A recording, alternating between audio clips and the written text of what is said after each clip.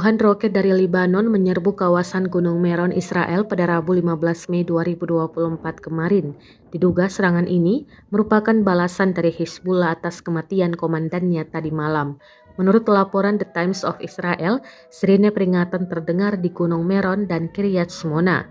Hingga saat ini masih belum diketahui berapa total roket yang ditembakkan. Militer Israel atau IDF juga belum memberikan rincian apakah serangan ini berdampak serius atau tidak. Sebelumnya pemerintah Lebanon membenarkan serangan Israel terhadap sebuah mobil di selatan menewaskan 2 orang. Salah satu korban adalah komandan lapangan Hizbullah bernama Hussein Maki. Hizbullah menyebut korban diserang dalam perjalanan menuju Yerusalem. Kematian Hussein Maki semakin meningkatkan ketegangan antara Israel dan Hizbullah. Kedua pihak terlibat saling serang di perbatasan hampir setiap hari sejak Perang Gaza dimulai Oktober 2023.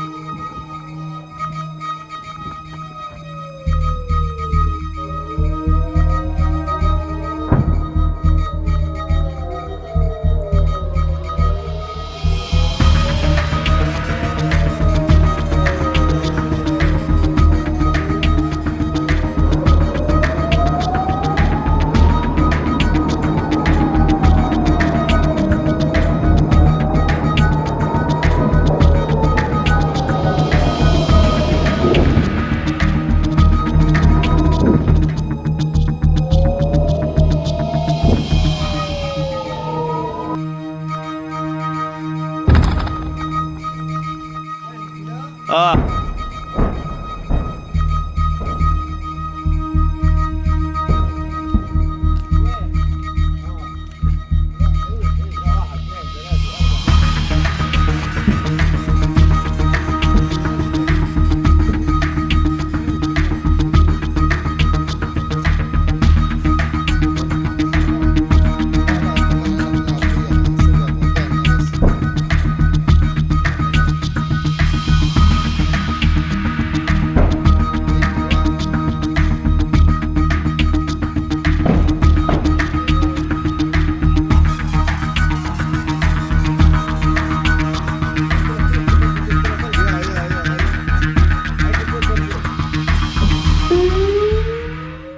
Download Tribun X sekarang, menghadirkan lokal menjadi Indonesia.